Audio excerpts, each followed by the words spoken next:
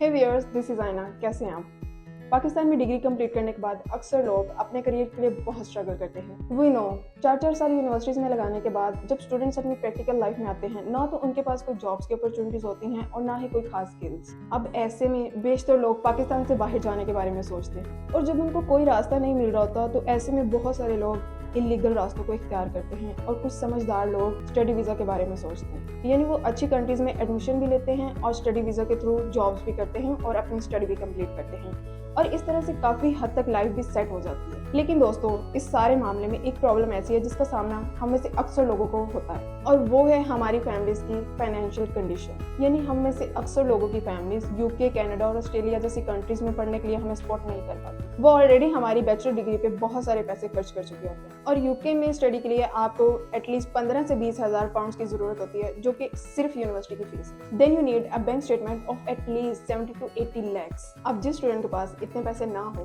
तो वो क्या करें? और जो लोग इतने पैसे अफोर्ड कर भी सकते हैं उनके लिए भी एक इशू है और वो इशू है वीज़ा रिजेक्शन। दोस्तों, पाकिस्तान के हालात की वजह से बहुत सारी कंट्रीज हमें वीज़ा इशू ही नहीं करती, जिसकी वजह से बहुत सारे स्टूडेंट्स को फाइनेंशियली लॉस भी हो जाता है। लेकिन इन सब प्रॉब्लम्स के बावजूद अगर आप पाकिस्तान से बाहर जाकर स्टडी करना चाहते हैं, so then you have a fantastic offer to study in China on scholarship. सिर्फ इतना ही नहीं, स्कॉलरशिप के साथ आपको स्टाइपेंड भी दिया जाए। एक ऐसे मुल्क में आपको स्टडी करने का मौका मिल सकता है जो इस वक्त पूरी दुनिया की इकॉनमी पर राज कर रहा है। हम सब जानते हैं कि चाइना इस वक्त पूरी दुनिया का टेक हब है। अब कोई भी मुल्क तरक्की कब करता है? जब उसके एजुकेशनल इंस्टीट्यूट ऐसे दिमाग तैयार करे जो इनोवेटिव हों और दुनिया को कम्पीट करने के काबिल हो। सो दोस्तों, चाइना भी अगर इस वक्त वर्ल्ड टेक हब है तो उसके पीछे इसके एजुकेशनल इंस्टीट्यूट्स का हाथ है। सो आइए डिस्कस करते हैं चाइना में स्टडी के क्या बेनिफिट्स।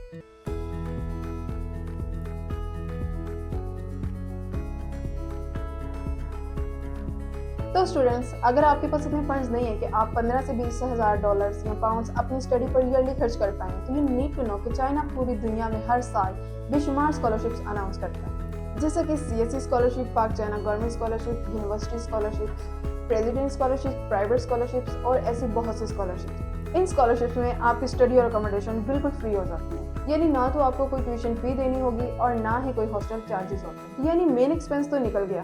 फिर दूसरा बड़ा इशू जो स्टूडेंट्स को आता है वो है बैंक स्टेटमेंट। सो दोस्तों, as compare to other countries, China में इतना बैंक स्टेटमेंट का इशू नहीं है। अगर आपका एडमिशन गवर्नमेंट स्कॉलरशिप पे हो जाता है तो आपके अकाउंट में 15 से 20 हज़ार की अमाउंट भी इनफ होती है। इस केस में आपको बैंक स्टेटमेंट रिक्वायर नहीं होती है।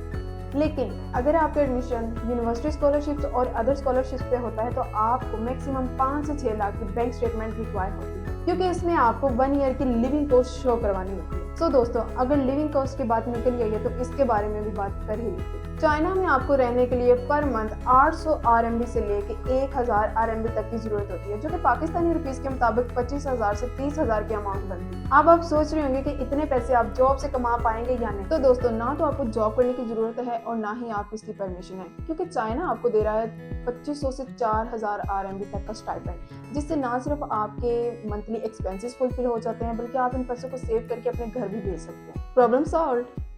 फिर भी अगर आप वहाँ पे पार्ट टाइम जॉब करना चाहते हैं तो आपको आपकी यूनिवर्सिटी से पहले NOC लेना होता है। मीन्स दैट कि आपको एक तरह का परमिशन लेटर लेना होता है कि आप पार्ट टाइम जॉब करना चाहते हैं। लेकिन अगर आप वहाँ पे इलीगली काम करते हुए पकड़े गए तो आपको आपकी कंट्री वापस भेज दिया जाएगा और आपको हैवी फाइन भी हो सकता है और हो सकता है आपको किसी और कंट्री का दोबारा वीज़ा भी इशू ना किया जाए। वैसे वीज़ा से याद आया, as compare to other countries China का वीज़ा रेशो बहुत अच्छा है, बल्कि 100%। वैसे बहुत ही रेयर केसेस में देखा गया है कि किसी का चाइना का वीज़ा रिफ्यूज़ हुआ हो, वरना किसी का चाइना का वीज़ा रिफ्यूज़ नहीं होता।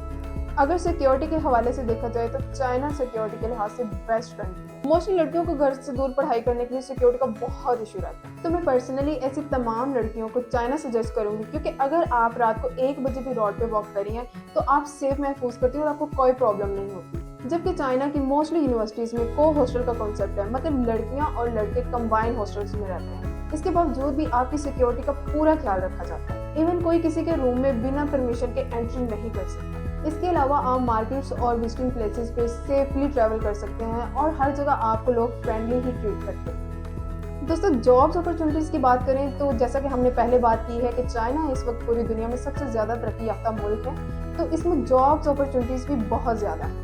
अगर आप वाकई स्किलफुल हैं तो ऐसा हरगिज़ नहीं कि आपको जॉब ना मिले। लेकिन चाइना में रहते हुए अगर आप चाइनीज़ लैंग्वेज को बहुत जल्दी सीख जाते हैं तो आपके लिए जॉब्स की अपॉर्चुनिटी बहुत ज़्यादा हो जाती है। तो व्यूअर्स, अगर आप चाइना के बारे में मजीद इन्फॉर्मेशन चाहते हैं या किसी भी और कंट्री में स्टडी से रिलेटेड कोई भी इन्फॉर्मेशन जानना चाहते हैं तो मुझे कमेंट में ज़रूर बताइएगा और इस चैनल को सब्सक्राइब कर दें ताकि आने वाली वीडियो आप तक पहुंचती रहे। इस इन्फॉर्मेशन को अपने फ्रेंड्स के साथ ज़रूर शेयर करें। फिर मिलेंगे। अल्लाह हाफ़िज़।